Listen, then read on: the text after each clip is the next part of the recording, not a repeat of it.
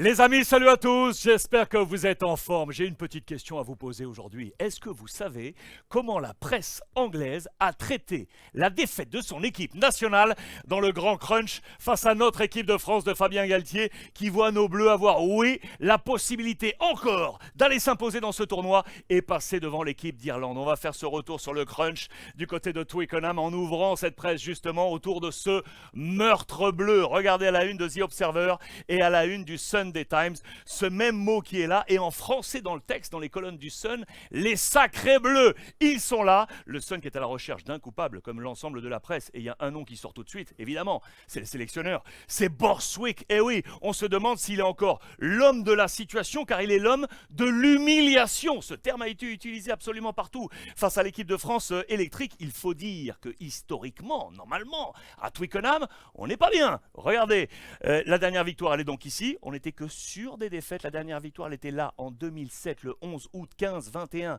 en warm-up de la Coupe du Monde. Et on avait encore en tête la dernière défaite à Twickenham qui nous avait privés du Grand Chelem. Vous vous en souvenez, c'était le 13 mars 2021 avec l'équipe anglaise qui s'était imposée 23-20. Le coupable, il est donc là. Borthwick, attaqué de toutes parts, et notamment par les anciens illustres anglais. Lawrence Dallaglio, champion du monde, 4 tournois dont un du Grand Chelem, a été très clair. Notre équipe a été catastrophique. Le système a été brisé. Vous le voyez, English system is broken. On cherchait les coupables, Borthwick notamment, parce que ça s'est cristallisé par ses choix sur le terrain, avec notamment cet homme, Marcus Smith. Je vous en ai parlé. Il avait été son choix à l'ouverture. Il avait fait un choix capital. Owen Farrell, capitaine, ouvreur, directement sur le banc. On avait passé le brassard de capitaine, vous le savez, à Baby Rino, Ellis James, le joueur de Leicester, et on avait donc choisi à l'ouverture Marcus Smith des Harlequins. Et on s'interroge aujourd'hui pour savoir si lui aussi c'est l'homme de la situation pour relever la tête, et parce que sa performance n'a pas été extraordinaire dans ce match face à l'équipe de France. Regardez dans les colonnes du Sunday Times, une nouvelle fois, Magic Marcus produces only a vanishing act. Vanish, c'est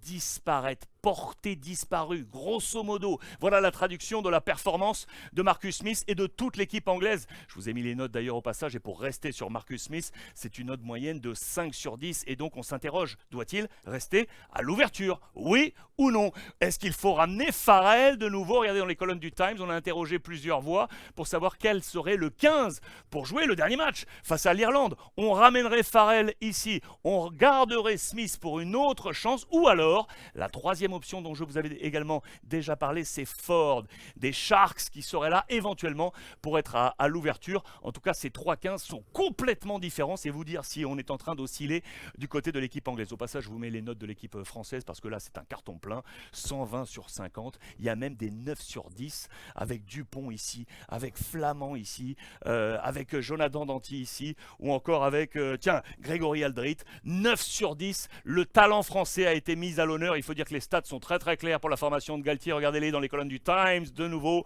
Je vous laisse porter un coup d'œil sur ces stats et notamment les essais. 7-1 pour l'équipe de France. Ce qui est sûr, c'est que les Anglais se sont excusés auprès des supporters. England apologized to supporters. Vous le voyez très très clairement. On n'a pas supporté cette défaite et on veut voir l'équipe anglaise relever la tête face à qui? Face à l'Irlande. Tiens, face à l'Irlande, et voilà qui pourrait aider notre équipe de France à condition de s'imposer, bien évidemment, face aux Gallois. Regardez au passage, du coup, le 15 type de cette nouvelle journée du tournoi. Dans les colonnes du Times, vous pouvez l'imaginer.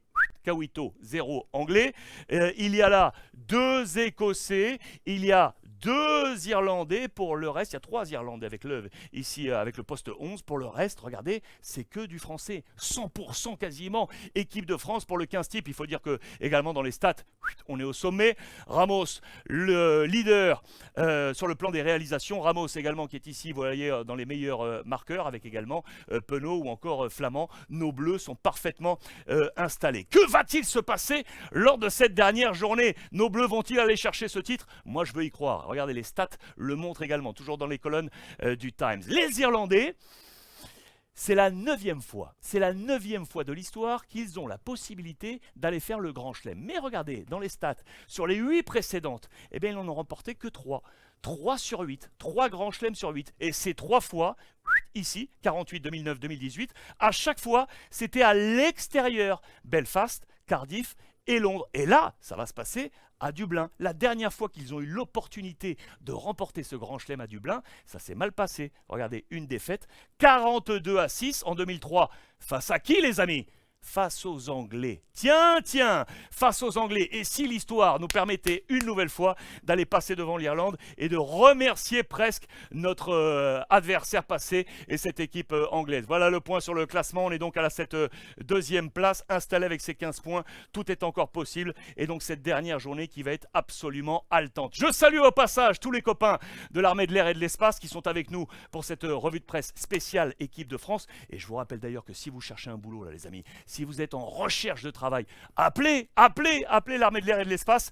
Allez regarder sur le site devenir-aviateur.fr, devenir-aviateur.fr. Je vous le mets sur la description. Regardez ça, il y a 4000 postes, 4000 recrutements dans plus de 50 métiers. Hommes-femmes, hein.